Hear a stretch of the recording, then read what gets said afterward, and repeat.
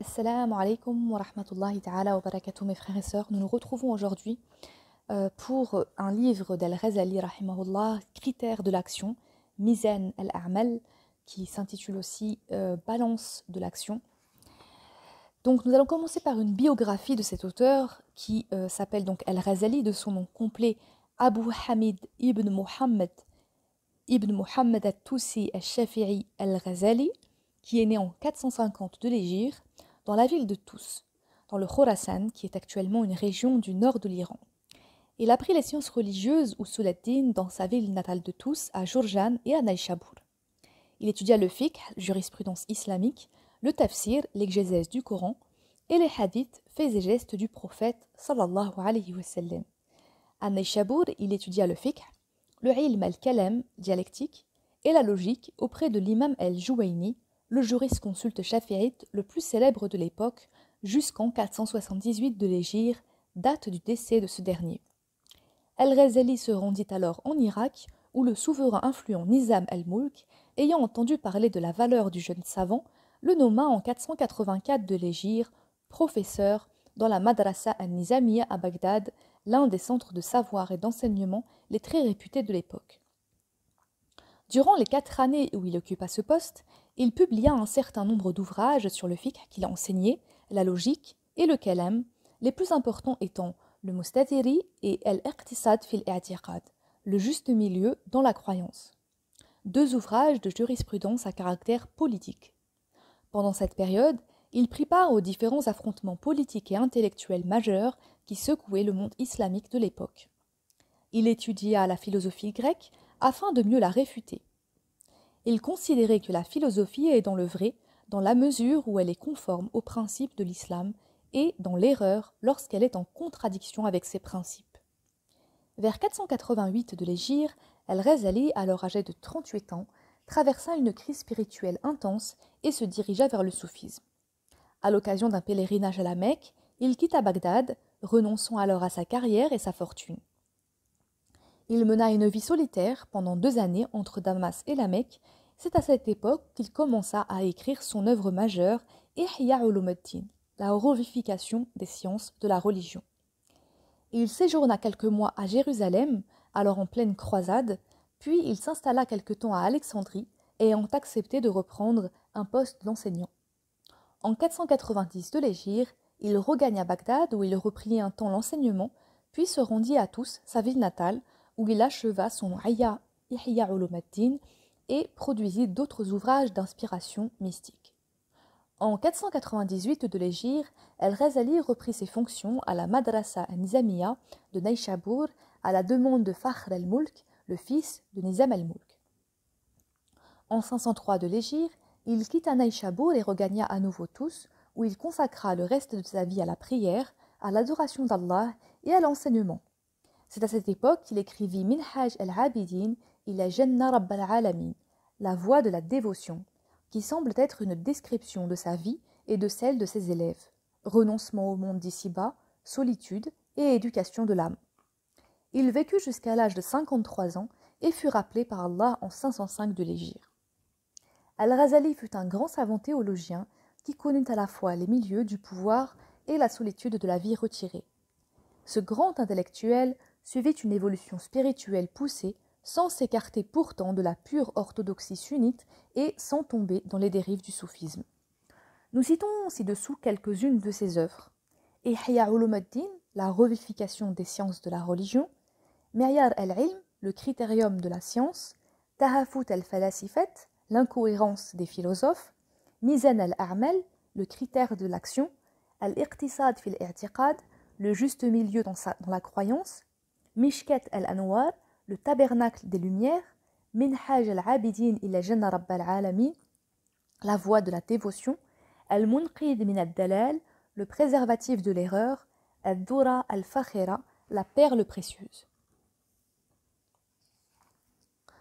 Nous allons passer l'introduction qui est assez longue et qui n'est pas d'ailleurs l'introduction de l'auteur, mais plutôt du traducteur, pour passer directement au préambule, qui est le commencement du livre. Puisque la félicité, aspiration des anciens et des modernes, ne peut être atteinte que par la science et l'action, puisque chacune de celles-ci exige une compréhension tant de sa réalité que de ses limites, puisqu'il est nécessaire de reconnaître la science et de distinguer entre elle et ce qui est autre qu'elle par un critérium, tâche que nous avons achevée déjà, nous devons nous préoccuper ici de connaître l'action menant à la béatitude et la séparer de celle menant à la damnation. Pareille recherche requiert également un critère. Nous voulons donc disserter sur ce point et montrer que mollement rechercher la félicité est une absurdité. Nous démontrerons ensuite que l'on accède à la félicité que par la science et l'action. Nous définirons la science et le moyen de l'acquérir. Nous exposerons ensuite l'action béatifiante et ses conditions. Tout cela grâce à une méthode qui surpasse celle de l'autorité pour aboutir à l'évidence à tel point que cette méthode, si l'on en approfondissait la réalité et qu'on en développait l'exposition, s'élèverait jusqu'à la démonstration logique telle que les conditions en ont été mentionnées dans notre critérium de la science. Si nous ne nous y attardons pas, néanmoins, nous en éclairons les principes et les lois. Chapitre 1. De ce que la tiédeur à rechercher la félicité est une absurdité. La félicité de l'au-delà dont nous traitons est durée sans fin, plaisir sans peine, allégresse sans affliction, richesse sans indigence, perfection pure et gloire sans avilissement. Bref, elle est tout ce qu'on imagine être l'objet d'un désir ou d'une aspiration, et cela pour l'éternité des éternités, de manière que le cours des siècles et du temps la laisse intacte. Bien plus, la durée de cette éternelle félicité est tellement infinie qu'à supposer que l'univers fût plein de grains et qu'un oiseau en ravît un tous les 1000 ans, les grains s'épuiseraient avant que cette éternité fût en rien entamée. Si l'on croit à une pareille félicité, toute invitation à la rechercher et toute réprobation de la négliger deviendront inutiles. Car tout homme accourrait à un bonheur même moindre. L'homme n'en serait point détourné par le fait que le chemin qui y conduit est malaisé et nécessite l'abandon des délices de ce monde et l'endurance de toutes les fatigues qu'on y trouve. Car la durée de cette épreuve est réduite et ce qu'on y perd est minime. Les plaisirs de ce monde sont passagers, éphémères et ont un terme. Or le sage abandonne facilement le peu de grains qu'il pourrait réaliser séance tenante en vue d'en réaliser le double à échéance. C'est pourquoi dans les différentes entreprises commerciales, artisanales et même dans l'acquisition du savoir, l'on voit la masse des gens supporter tant d'asservissements, de pertes, de fatigues et de peines que l'endurance s'en révèle accablante.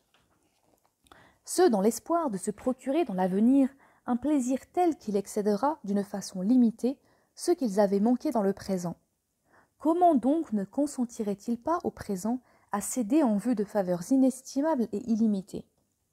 Il n'existe pas au monde un homme raisonnable tenant à l'acquisition de la fortune à qui l'on propose de dépenser un dinar et d'attendre un mois pour se voir remplacer ce dinar par le grand élixir qui fera transmuer le cuivre en or pur sans qu'il ne consente de bon cœur à le dépenser malgré la perte présente. Bien plus, ne passerait-il pas pour sage celui qui n'endurerait pas la douleur de la faim durant ladite période en vue d'acquérir de pareilles grâces ? Peut-être l'existence même, parmi les créatures, d'un tel homme est-elle inconcevable. Ajouter à cela que la mort derrière l'homme est aux aguets, et que l'or est sans utilité dans la vie future. Il se peut que cet homme meure au cours du mois, ou un jour après ce mois, sans jouir de son or. Cependant, tous ces risques n'entament pas sa décision de dépenser dans l'espoir de cette compensation. Comment faiblira la décision du sage touchant le refoulement des passions durant sa vie, dont la durée maxima est de 100 ans, alors que la compensation qui en résulte est d'une félicité infinie. Mais la tiédeur des hommes à s'engager sur le chemin du bonheur provient du manque de leur foi dans le jour du jugement dernier. Autrement, l'intelligence imparfaite, pour ne pas parler de la raison parfaite, ne décide-t-elle pas du zèle dans cette voie ? Nous nous arrêterons ici et nous poursuivrons la prochaine fois, Inch'Allah, avec le 2e chapitre qui s'intitule « De ce que la tiédeur a recherché la foi dans le jour du jugement dernier est également une absurdité. » Wassalamu alaikum wa rahmatullahi ta'ala wa barakatuh.